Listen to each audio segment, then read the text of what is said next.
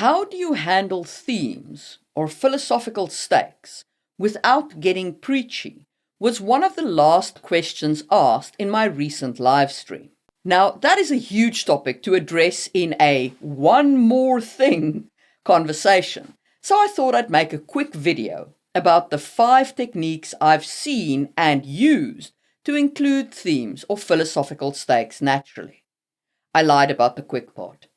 Welcome to another episode of Just in Time Worldbuilding with your host, Marie Mullaney.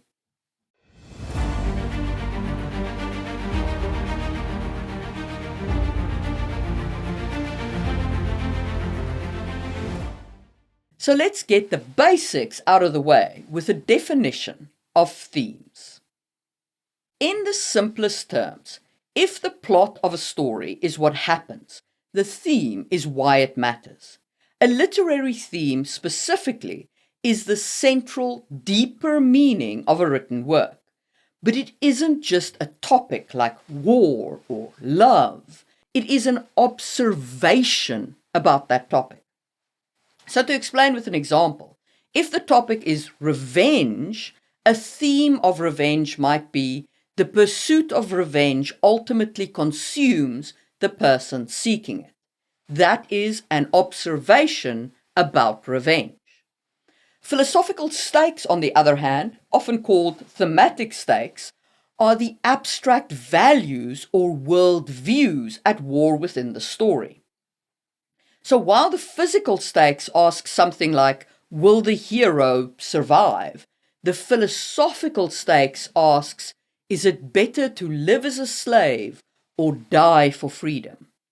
These stakes usually involve a conflict between two valid but opposing ideas. For example, order versus chaos. Is a strict, boring society better than a free, violent one?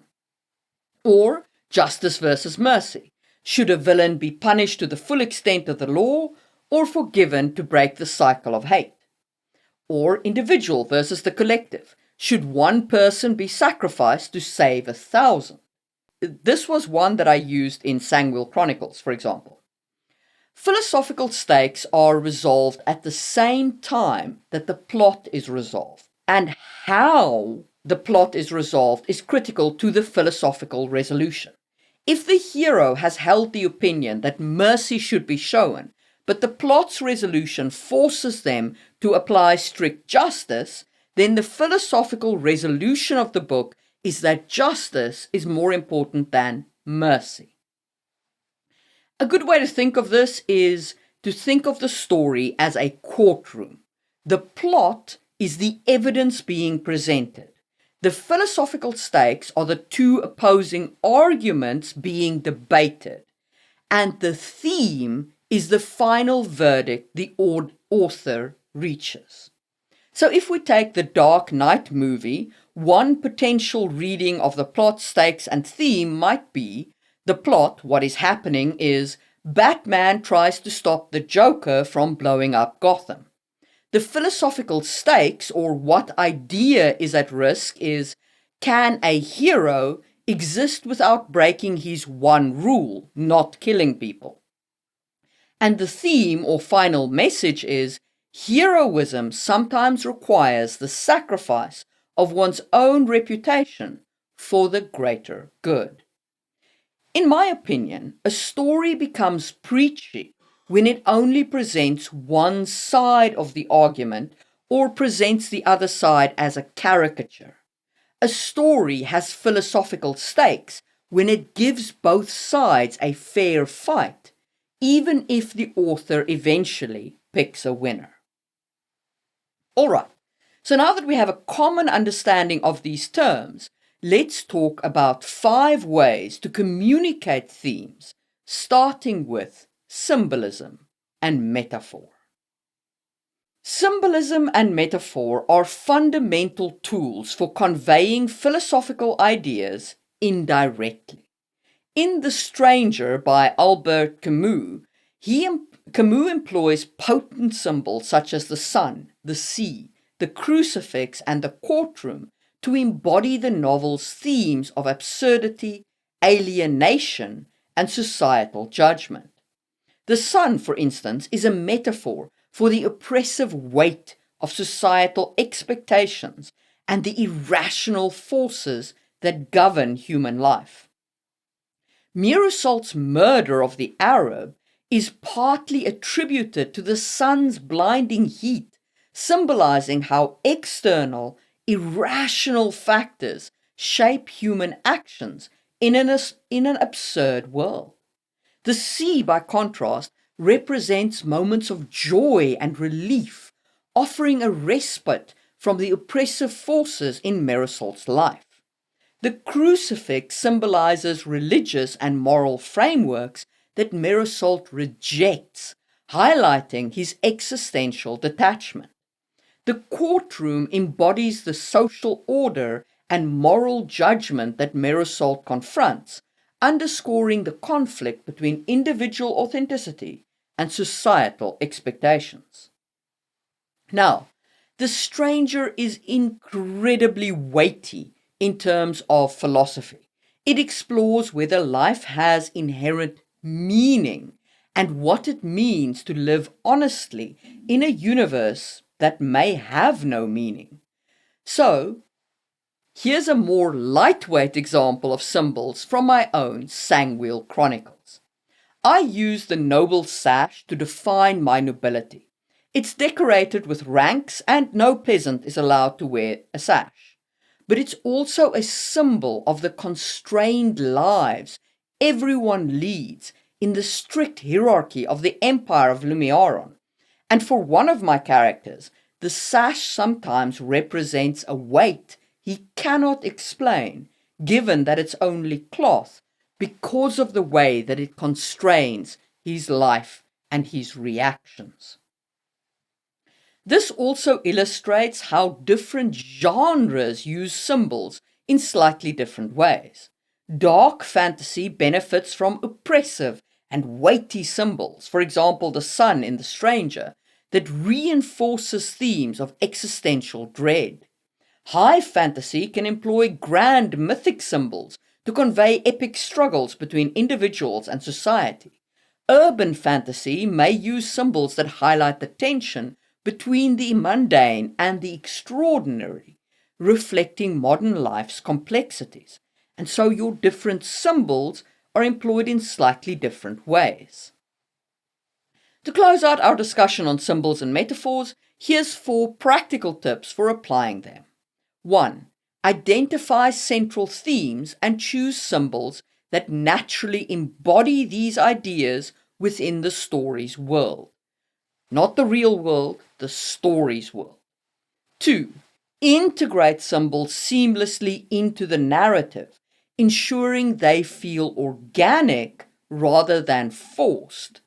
That forced feeling is what often creates a preachiness.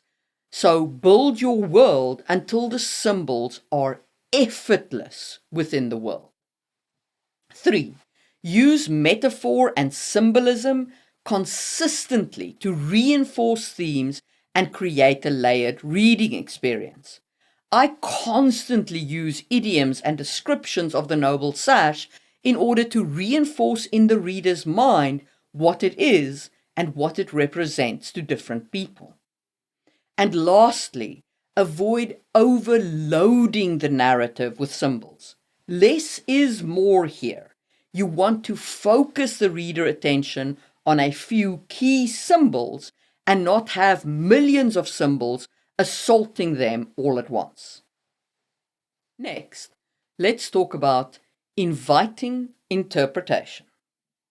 Ursula Le Guin's Those Who Walk Away from Omelas exemplifies how narrative structure and reader engagement techniques can convey philosophical themes without preachiness. The story is divided into 2 distinct sections.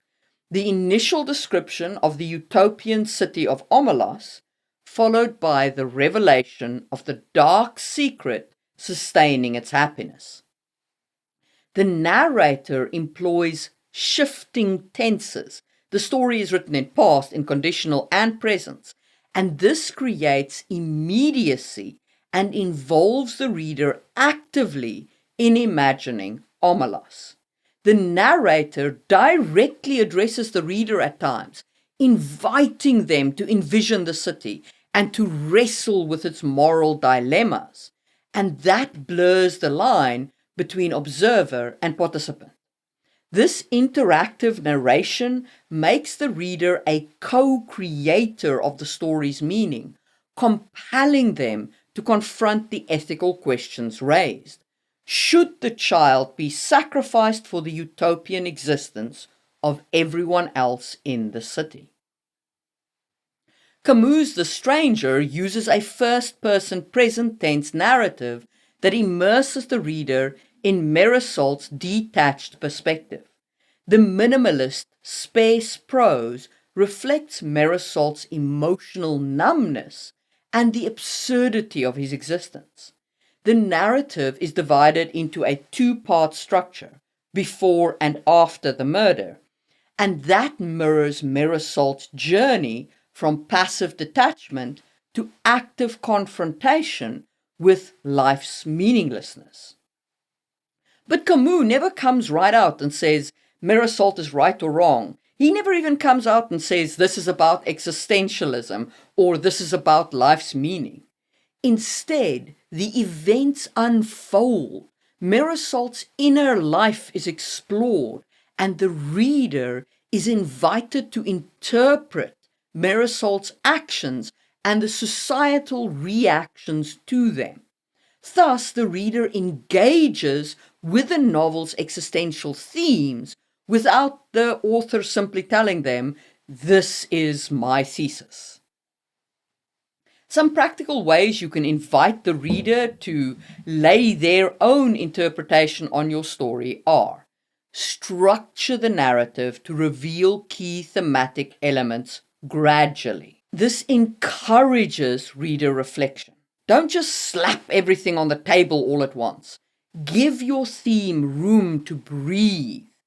Personally, I hate how hasty some kinds of modern stories have become and how they kind of stuff the scenes in like a sausage factory. And I think that this sausage factory approach is also what creates that preachy feeling, because there's no room to breathe, there's no room to sit with these thoughts. So give your story space to really reflect on the themes. Secondly, use an unreliable or detached narrator to prompt readers to question societal norms or moral assumptions. Third, leave room for ambiguity and open-endedness, allowing readers to draw their own conclusion. Don't answer the question for the reader. Lead the reader to the question and let them draw their own value from the text. Each reader is different. They will find different lessons in the text. The last technique, playing with tenses and narrative address, is what Le Guin uses in Those Who Walk Away from Omelos. But I advise you to use that only if you really know what you're doing.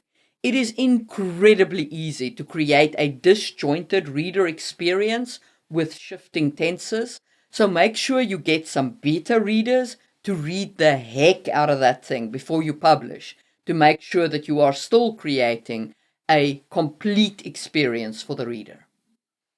And now, let's talk about character development and dialogue.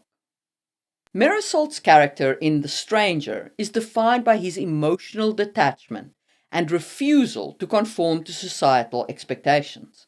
His interactions with Marie and Raymond and the courtroom reveals his struggle with the absurdity of life and the hypocrisy of society's moral judgments. Marisolt's dialogue is direct and unadorned, reflecting his honest confrontation with life's meaninglessness, which contrasts sharply with society's demand for emotional performance.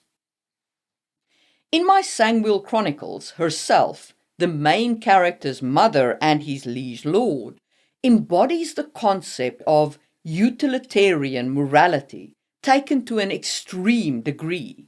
When presented with two solutions, one which will kill 49% of people but save 51%, and the other which has a 40-60 chance of working but will save everyone, she would choose the sure bet of kill 49 to save 51.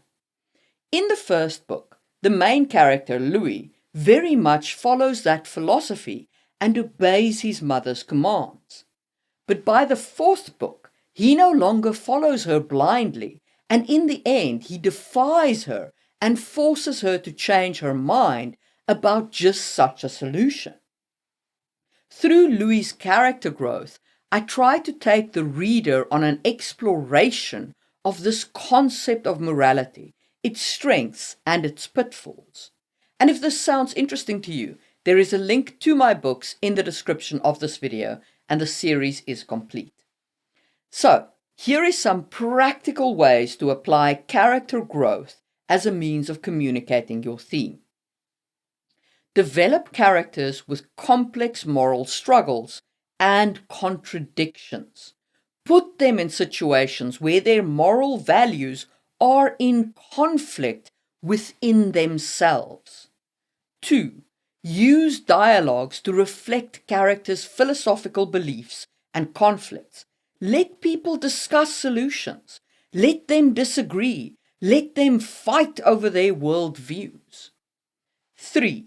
Employ indirect characterization to reveal themes through actions and interactions. Herself solutions to problems tend to be brutally direct and efficient. They work, but they're harsh. And I want them to be harsh because I want the reader to understand her worldview, even though it's not the one that I espouse at the end of the book. And speaking of the world, let's talk about one of my favorite ways to communicate themes: setting and atmosphere. Setting and atmosphere play crucial roles in reinforcing philosophical themes. In The Stranger, the oppressive heat and blinding sun of Algiers symbolizes the weight of societal expectations and the absurdity of life. The beach setting amplifies Marisolt's lethargy and detachment, culminating in the pivotal murder scene. The prison setting provides a space for Marisolt's introspection and the acceptance of life's meaninglessness. The contrast between these settings underscores the novel's themes of isolation, alienation, and existential confrontation. Le Guin's Those Who Walk Away from Omelas uses contrasting scenes. On the one hand, you have vibrant, joyous festivals. On the other, there is the dark, filthy room of the suffering child who pays for everyone else's joy. These contrasts serve to highlight the moral cost of societal happiness. It creates an unsettling atmosphere that underscores the story's themes of scapegoating and moral complicity. Thinking of the genres we commonly use in fantasy, dark fantasy settings often emphasize oppressive, claustrophobic atmospheres.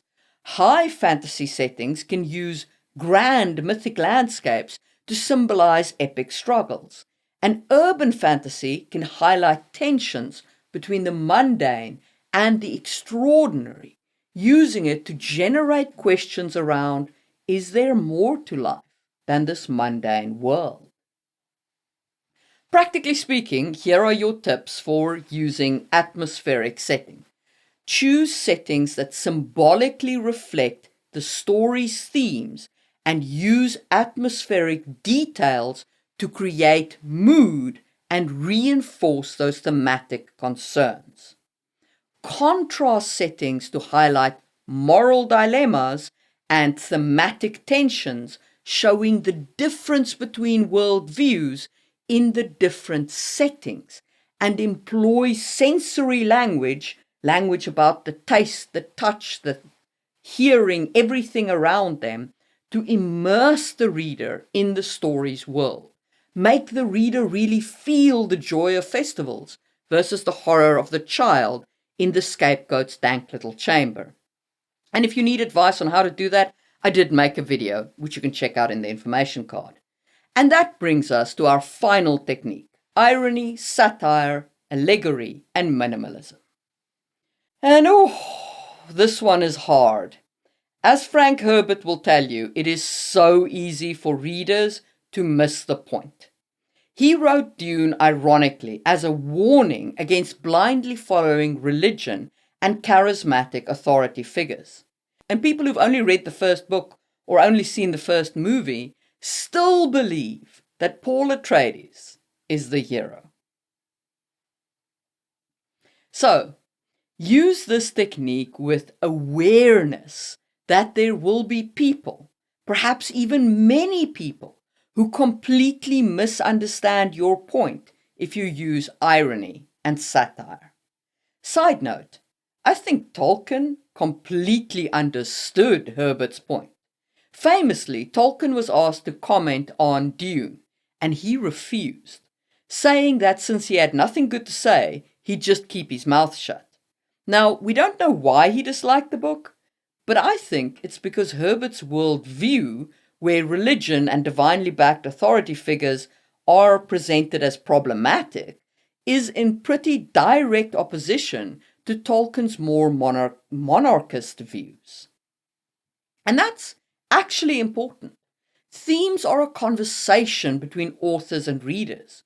If you have a strong theme, others will argue with your book, and that's good. It makes your book thought-provoking, which is quite the opposite of preachy.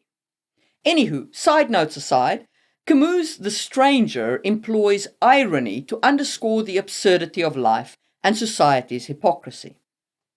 Mirasalt's trial, where he is condemned for his lack of emotion rather than the murder itself, is a biting irony that critiques societal expectations and the justice system's focus on performance rather than truth. Le Guin's Those Who Walk Away from Omelos uses satire and allegory to critique utilitarianism and societal structures built on suffering. The story's utopian surface masks a dark secret, and the child as a caricature of a scapegoat carrying all the harms of society creates a satirical commentary on the moral compromises that are inherent in collective happiness, in too much utilitarianism. And it's starkly telling that those who disagree with the scapegoating of the child can't save the child. All they can do is walk away from the city, walk away from utopia. So, some practical application tips. Use irony to highlight contradictions and absurdities in society and human behavior. Employ satire to critique societal structures and moral compromises. And use allegory to convey, I think that might be pronounced allegory. Use allegory to convey complex philosophical themes symbolically. And those are my techniques for communicating themes. The key to avoiding preachiness is to integrate these techniques organically into your story. Choose symbols and settings that reflect your themes. Develop characters with moral complexity and let them grow and change throughout the story. Employ narrative structures that engage the reader and invites them to interpret the themes. Don't just spit your conclusions at them. And use irony and allegory to add layers of meaning while being aware that people will misinterpret. And the big one, present both sides of the argument in the courtroom of your story, not just the one that you think is right. And I think if you do this judicially, you can create stories that have strong themes without being preachy. I meant this to be a quick video, but apparently I just love to yap, so I'm going to end this now before I yap even more. If you enjoyed this video, hit the thumbs up, and hype and whatnot is available to you to make people see this video and make the algorithm love it. If you want to hear even more from me, check out my video on finding the North Star of your world, which is the place where I like to start world building. If you want to support the channel, become a member. And I will see you soon for another video from Just in Time World Building.